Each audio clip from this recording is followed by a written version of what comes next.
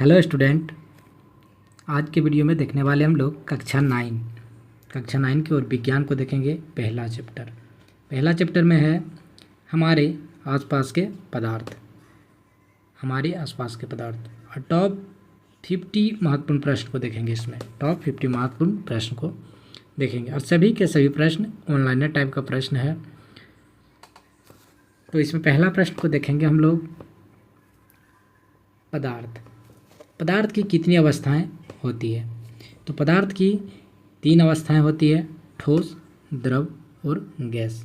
2 अवस्थाएं और होती है इसमें, एक प्लाज्मा है और चौथी अवस्था जो है प्लाज्मा, और 5वीं जो अवस्था है बोस-आइंस्टीन कंडेंसेट है। चौथी अवस्था प्लाज्मा है और 5वीं अवस्था बोस-आइंस्टीन कंडेंसेट है। ये जो इम्पोर्टेंट मुख्य रूप से ये 3 ही अवस्था है, गैस, द्रव और ठोस, याद रखेंगे। आगे प्रश्न को देखेंगे। दूसरा नंबर प्रश्न कहता वह प्रक्रिया क्या कहलाती है जिसमें ठोस सीधे गैस में बदल जाता है?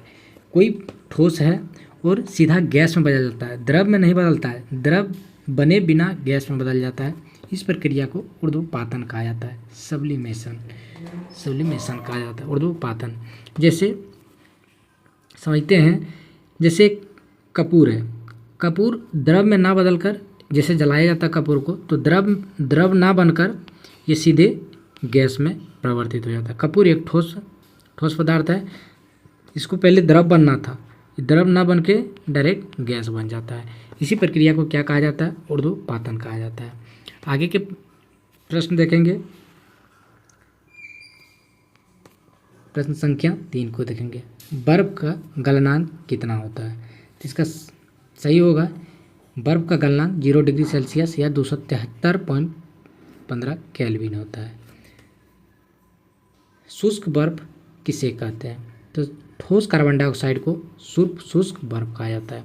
ठोस कार्बन डाइऑक्साइड को शुष्क बर्फ कहा जाता है। तापमान का सही मात्रक क्या होता है? तापमान का सही मात्रक केल्विन होता है। वाष्पीकरण की दर किस पर निर्भर करती है? इसका सही आंसर होगा सतह के क्षेत्र, तापमान, आर्द्रता और वायु की गति पर। वाष्पीकरण की दर किस पे निर्भर करता है? तो सतह का क्षेत्र पर निर्भर करता है, तापमान पे निर्भर करता है, आर्द्रता पे निर्भर करता है और वायु की गति पे निर्भर करता है। ये सब इम्पोर्टेंट है, याद रखिएगा आप लोग। आगे प्रश्न देखेंगे। 7 नंबर प्रश्न। 7 नंबर प्रश्न को देखेंगे। गर्मियों में सूती कपड़े क्यों पहनना चाहिए?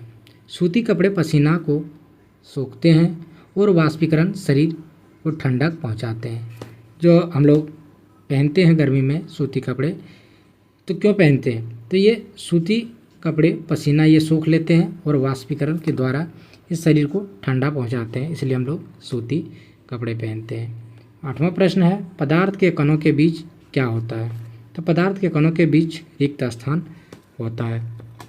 याद रखेंगे, सभी के सभी प्रश्न इम्पोर्टेंट है और एनसीईआरटी से उठाया गया प्रश्न है, आप लोग याद रखेंगे। अगर वीडियो अच्छा लगेगा तो चैनल को सब्सक्राइब कर लीजिएगा और बच्चों को वीडियो शेयर कर दीजिएगा। आगे देखेंगे 9 नंबर प्रश्न। विसरण किसे कहते हैं? तो 2 विभिन्न पदार्थों को स्वतः मिलना विसरण कहा जाता है। 2 विभिन्न पदार्थों को स्वतः मिलना विसरण कहा जाता है। 10 नंबर प्रश्न देखेंगे। गैस का द्रव में बदलना क्या कहा जाता है? तो इसे संघनन, कंडेंसेशन कहा जाता है, संघनन कहा जाता है। गैस को द्रव में बदलना संघनन कहा जाता है। 11वां नंबर प्रश्न देखेंगे। वायुमंडलीय दाब वह तापमान जिस पर द्रव उबलने लगता है क्या कहलाता है? तो क्वथनांक कहा जाता है। जिस तापमान पर द्रव उबलने लगता है उसे क्वथनांक कहते हैं, बॉइलिंग पॉइंट कहते हैं। 12वां नंबर प्रश्न देखेंगे। तरलता किन अवस्थाओं का गुण है? तो द्रव और गैस का गुण है। आगे देखेंगे। प्रश्न संख्या 13 को देखने वाले हैं। ठोस के कणों के बीच आकर्षक बल कैसा होता है? तो सबसे अधिक होता है। याद रखेंगे, ठोस में आकर्षक बल होगा, इसमें कण जो होते हैं ये मान लेते हैं ठोस है, इसमें कण बहुत सटे सटे होते हैं, सटे सटे, उससे थोड़ा सा गैप गैप में होता है द्रव का, सबसे दूर दूर जो होता है गैस का होता है। ये इसलिए सबसे ठोस होते हैं, इसके कण बहुत सटे सटे होने के कारण ये ज़्यादा टूटते, मतलब ये नहीं हो पाते हैं, सटे सटे होने के कारण ये ठोस होते हैं, और द्रव में ज़्यादा सटे नहीं होते हैं, और सबसे अधिक जो फैले होते हैं वो गैस का होता है। आगे देखेंगे 14 नंबर प्रश्न, सीएनजी का पूर्ण रूप क्या होता है? तो इसका होता है संपीड़ित प्राकृतिक गैस, कंप्रेस्ड नेचुरल गैस होता है, याद रखेंगे। एलपीजी का पूर्ण रूप द्रवित पेट्रोलियम गैस भी होता है, लिक्विफाइड पेट्रोलियम गैस। सीएनजी का होता है संपीड़ित प्राकृतिक गैस, और इसका एलपीजी का जो होता है ये द्रवित petroleum gas, liquefied petroleum gas होता है, याद रखेंगे। घनत्व बराबर होता है द्रव्यमान बटा आयतन, घनत्व बराबर द्रव्यमान बटा आयतन। ये सारे के सारे प्रश्न इंपॉर्टेंट हैं, आप लोग याद रखेंगे। 17 नंबर प्रश्न देखेंगे, पदार्थ के कण निरंतर गतिशील होते हैं। हाँ, पदार्थ के कण निरंतर गतिशील होते हैं। इसमें इसका कहने का मतलब था, क्या पदार्थ के कण निरंतर गतिशील होते हैं? तो पदार्थ के कण निरंतर गतिशील होते हैं, एक जगह रुका नहीं रहता है, हमेशा गति में रहते हैं। 18वां नंबर प्रश्न है, तापमान बढ़ने से कणों की गतिज ऊर्जा पर क्या प्रभाव पड़ता है? तो तापमान बढ़ेगा तो कणों की गतिज ऊर्जा भी बढ़ेगा। आगे के प्रश्न को देखेंगे, प्रश्न संख्या 19 को देखने वाले हैं। गैसों का विसरण की दर ठोस की तुलना में कैसी होती है? तो बहुत अधिक होती है। गैसों का जो विसरण होता है ठोस की तुलना में अधिक होता है। इत्र की गंध दूर तक क्यों फैल जाती है? तो विसरण के कारण इत्र की गंध दूर तक फैल जाती है। 21 नंबर प्रश्न देखेंगे, पदार्थ की चौथी अवस्था और पांचवी अवस्था का नाम क्या है? तो अभी तुरंत बताए, पहला नंबर का जो प्रश्न था पदार्थ की अवस्थाएं, तो बताए थे चौथी अवस्था जो है प्लाज्मा, और पांचवी जो अवस्था है वो आइंस्टीन कंडेंसेट है, याद रखेंगे। 22 नंबर प्रश्न है, तरल किसे कहते हैं? तो बहने वाले पदार्थ को तरल कहते हैं, या द्रव गैस को तरल कहते हैं। आगे देखेंगे, प्रश्न संख्या 23 देखने वाले हैं। सतह का क्षेत्र बढ़ने पर वाष्पीकरण की दर क्या हो जाता है? तो वाष्पीकरण की दर क्या हो जाता है? सतह की क्षेत्र बढ़ाएंगे तो वाष्पीकरण की दर बढ़ जाता है। 24 नंबर प्रश्न है, 273 केल्विन पर जल के कणों की ऊर्जा के कणों की तुलना में कैसी होती है? तो अधिक होती है। 273 केल्विन पर जल के कणों की ऊर्जा बर्फ के कणों की ऊर्जा की तुलना में कैसी होती है? तो अधिक होती है। 25 नंबर प्रश्न है, वाष्पीकरण से क्या उत्पन्न होती है? तो ठंडक उत्पन्न होती है, कूलिंग। वाष्पीकरण से क्या उत्पन्न होती है? तो ठंडक उत्पन्न होती है। जल का क्वथनांक कितना होता है? तो जल का जो क्वथनांक होता है 100 डिग्री सेल्सियस, इसको केल्विन में अगर करते हैं तो 373 केल्विन होता है। 27 नंबर प्रश्न देखेंगे, गैसों को द्रवित कैसे किया जाता है? तो दबाव बढ़ाकर या तापमान घटाकर इसको गैस को द्रव में बदला जाता है। गैस को अगर बदलना है द्रव में तो तापमान या तो दाब को या तो बढ़ा दीजिए या तो तापमान को घटा दीजिए। पदार्थ किसे कहते हैं? तो वह वस्तु जिसका द्रव्यमान हो और जो स्थान घेरती हो उसे पदार्थ कहते हैं। पदार्थ किसे कहते हैं? तो पदार्थ जिसमें कुछ न कुछ द्रव्यमान हो और वह स्थान घेरती हो उसे पदार्थ कहते हैं। स्पंज एक ठोस है या द्रव? स्पंज एक ठोस है क्योंकि इसमें छोटे छोटे छिद्र होते हैं जिसमें हवा भर जाती है। 30 नंबर प्रश्न को देखेंगे, द्रवों का आकार और तापमान कैसा होता है? द्रवों का आकार और आयतन कैसा होता है? तो आयतन तो निश्चित होता है द्रव का, लेकिन आकार निश्चित नहीं होता है। आयतन निश्चित होता है और आकार अनिश्चित होता है। जैसे याद रखेंगे हम लोग, मान लीजिए 1 गिलास पानी लीजिए, इसमें तो मान लीजिए 1 लीटर पानी लेते हैं, तो हम आयतन तो 1 लीटर है, और ये एक मान लेते हैं गिलास लिए हैं, और एक मान लेते हैं ये बड़ा सा कोई बर्तन लिए हैं, तो 1 लीटर पानी इसमें भी देंगे तो इस आकार का हो जाएगा, इसमें अगर 1 लीटर पानी देंगे तो इस आकार का हो जाएगा।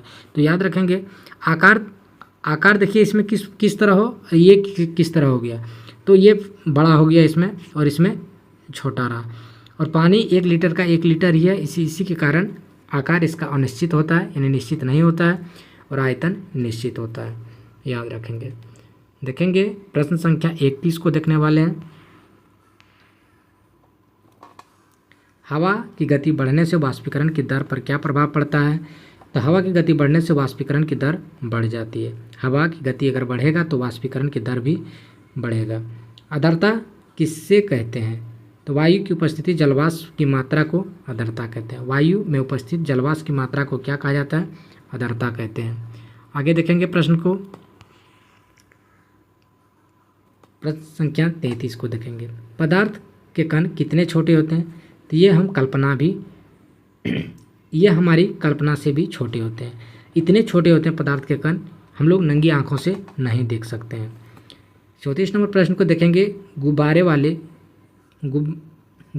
गुब्बारे में कौन सी गैस भरता है? तो इसका होगा हीलियम और हाइड्रोजन गैस भरा जाता है। हीलियम और हाइड्रोजन गैस भरा जाता है गुब्बारा में। 35 नंबर प्रश्न देखेंगे। पोटेशियम परमैंगनेट के क्रिस्टल जल के रंगीन क्यों कर देता है? तो क्योंकि पदार्थ के कण बहुत सूक्ष्म होते हैं और फैल जाते हैं, इसीलिए रंगीन कर देते हैं। 36 नंबर प्रश्न है। लोहे की कील और रबड़ बैंड से किस में आकर्षक बल अधिक होता है? तो लोहे की कील में आकर्षण बल अधिक होता है। आगे के प्रश्न को देखेंगे। प्रश्न संख्या 37 देखने वाले हम लोग।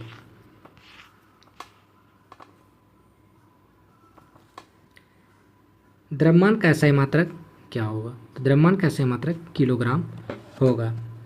आयतन मापने का साधारण मात्रक क्या है? तो आयतन लीटर में मापा जाता है। दाब बढ़ने पर कणों के बीच की दूरी क्या होता है? अगर दबाव बढ़ाएंगे तो कणों के बीच की दूरी कम हो जाएगा, याद रखेंगे। हथेली पर एसीटोन रखने पर ठंडक क्यों महसूस होती है? क्योंकि यह हथेली से ऊर्जा लेकर वाष्पित हो जाता है। आगे देखेंगे 41 नंबर प्रश्न। गर्म खाने की खुशबू ठंडे खाने की तुलना में जल्दी क्यों पहुंच जाती है?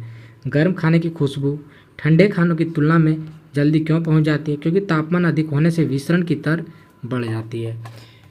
तापमान अधिक होगा तो विसरण ज़्यादा होगा, इसीलिए गर्म खाने की जो सुगंध है कई मीटर दूर से ही हमारे पास पहुंच जाते हैं। 42 नंबर प्रश्न देखेंगे। क्या गैसों का आयतन निश्चित होता है? नहीं, गैसों का न तो आकार निश्चित होता है और ना ही आयतन, इसका दोनों निश्चित नहीं होता है। याद रखिएगा, जो ठोस है, ठोस का दोनों निश्चित होता है, आकार भी निश्चित होता है और आयतन भी। द्रव का जो है, द्रव का आयतन तो निश्चित होता है लेकिन आकार इसका अनिश्चित होता है, और गैस का जो है दोनों अनिश्चित होता है, याद रखेंगे, ठोस द्रव गैस का। 43 नंबर प्रश्न देखेंगे। समुद्र तल पर वायुमंडलीय दाब कितना होता है? 1 एटमोस्फीयर होता है, 1 एटमोस्फीयर। ठोस कार्बन डाइऑक्साइड को संग्रहित किया जाता है तो उच्च दाब पर। ठोस कार्बन डाइऑक्साइड CO2 को कहा जाता है और इसको उच्च दाब पर संग्रहित किया जाता है। 45 नंबर प्रश्न है। नमक और चीनी जिस बर्तन में रखें उसी का आकार ले लेता है, क्या हुआ? वे ठोस हैं? हाँ, क्योंकि व्यक्तिगत क्रिस्टल का आकार नहीं बदलता है, इसका आकार नहीं बदलता है, इसलिए ठोस है। देखेंगे 46 नंबर प्रश्न।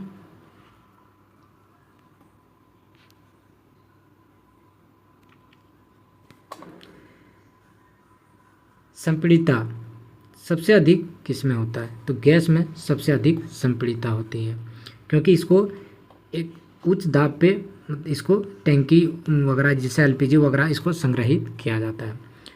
विसरण की दर सबसे कम किस में होता है? तो विसरण सबसे कम जो होता है ठोस में, ये कभी फैलते नहीं है, ये एक जगह इसके कण रहते हैं, सटे सटे होने के कारण ये ठोस रहते हैं। प्लाज्मा की अवस्थाएं कहाँ पाई जाती है? तो तारों में पाया जाता है, इसका उच्च तापमान होता है, प्लाज्मा का जो होता है उच्च तापमान होता है। 49 नंबर देखेंगे। किसी तत्व के द्रव्यमान प्रति इकाई आयतन को क्या कहते हैं? तो घनत्व कहते हैं। पीछे के प्रश्न में देख चुके थे, घनत्व बराबर जो होता है द्रव्यमान बटा आयतन होता है। तो घनत्व बराबर द्रव्यमान बटा आयतन। तो किसी तत्व के द्रव्यमान प्रति इकाई आयतन को घनत्व कहते हैं। 50 नंबर प्रश्न है, पदार्थ की अवस्थाएं किन दो कारकों पर निर्भर करती है? तो तापमान पे और दाब पे निर्भर करती है। अब 50 प्रश्न हम लोग कंप्लीट कर चुके हैं। अगर आप लोगों को वीडियो अच्छा लगेगा तो लाइक कीजिएगा और शेयर कीजिएगा और बच्चों को सब्सक्राइब करने के लिए बोलिएगा। थैंक यू, फिर मिलते हैं अगले वीडियो में।